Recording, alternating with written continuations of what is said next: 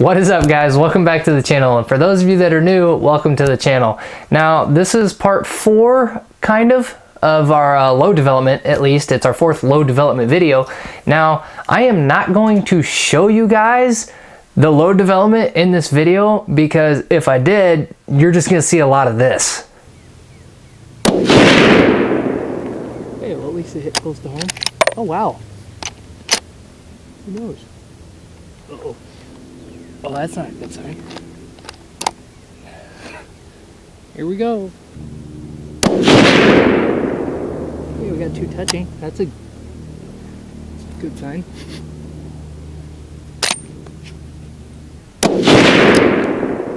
Of course, that's what I get for opening my mouth. Which, at least they're, when they are sticking right now, they're coming out easy.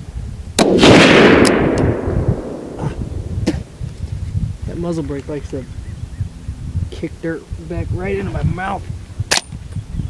We had 4 bullets basically all touching, or 4 holes touching, and then had one little turd, had to screw the whole thing up.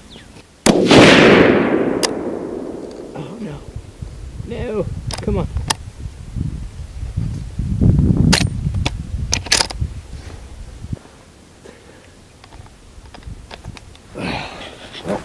Here we go. Kind of hard to know now. Let's make this easier. 3-shot groups, we have a lot better results here, but that's why I don't shoot. Sorry, guys.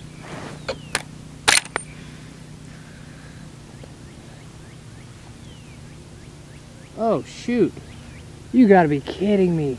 I'm telling you guys, these bullets are bad luck. That's all there is to it. I just found an action screw that came out that was Loctited into the... Why? Now, with that being said, that wasn't the only problem that we had. My conclusion basically is that these Z-Max bullets are bad luck. They're just bad juju for me, because not only are they causing my scope to still slide through the rings, which we decided to go ahead and purchase a new set of rings because we have to in order to keep this video series going, because these just aren't cutting it. But anyway, with that being said, I went ahead and shot all of them because I didn't want to just leave the entire thing up in the air wondering what the rest of the groups are going to look like.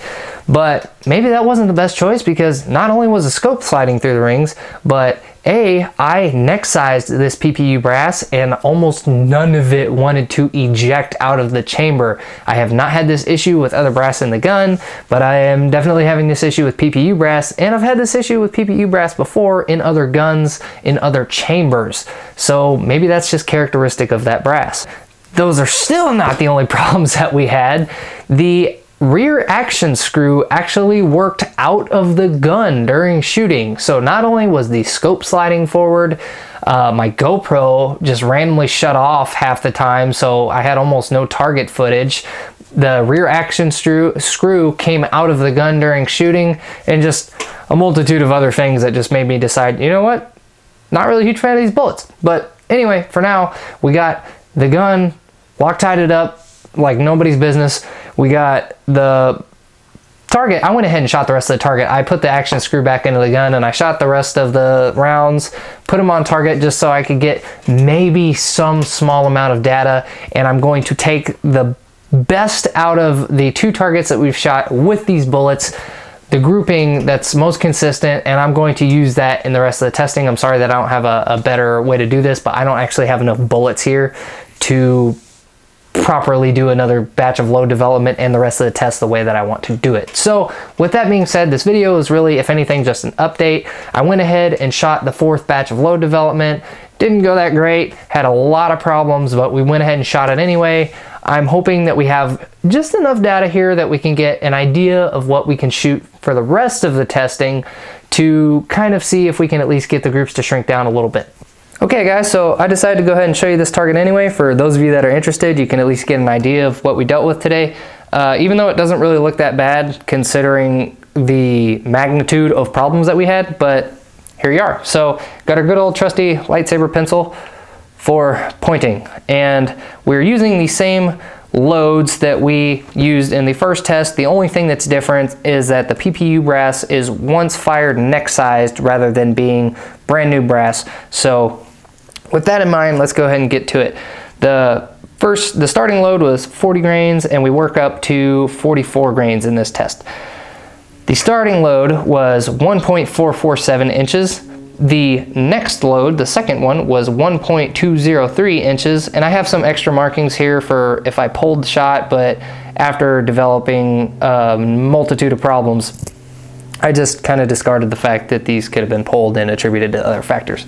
But anyway, the third group was 1.921 inches, the fourth group was 1.393 inches, the fifth group was 2.080 inches, the sixth group was 1.279 inches, the seventh was 2.465 inches, the eighth group was 3.108 inches, and the ninth group was 3.568 inches.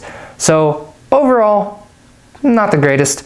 There was a couple good groups in there, believe it or not, with all the problems that we had. That one was 4 shots touching, which was kind of hard to believe with all the crap that we ran into. But nonetheless, for those of you that are interested, here was the target for the day. Now, you can take this as you will. There was a lot of problems, so it might as well all be junk, but one way or another, you at least have a visual.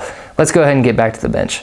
So basically, for the rest of this test, what we're going to do is we're going to take the best groups from each day of load development, kind of with the exclusion of the ZMAX. We're still going to use the ZMAX in the test, but we're not necessarily going to have the best data. So we're going to take a combination of the best group from the first and the fourth time that, or first and second time that we tested that particular loading, and we are going to take the best group from that. We're going to take the best group from the 155 grain bullets that we tried, and we're going to take the best group from the 150 grain bullets that we tried.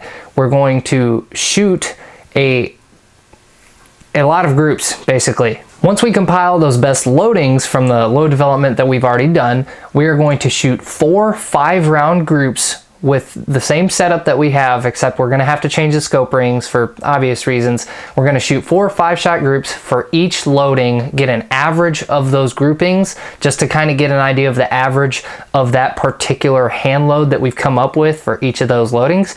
And then we're going to put the new stock on, we're going to repeat that process, and then we're going to bed the stock and repeat the process once again. So basically, to simplify all this, we're going to put 60 rounds through the gun with the best loads that we've come up with so far in the gun as it's configured now, except we're changing the rings.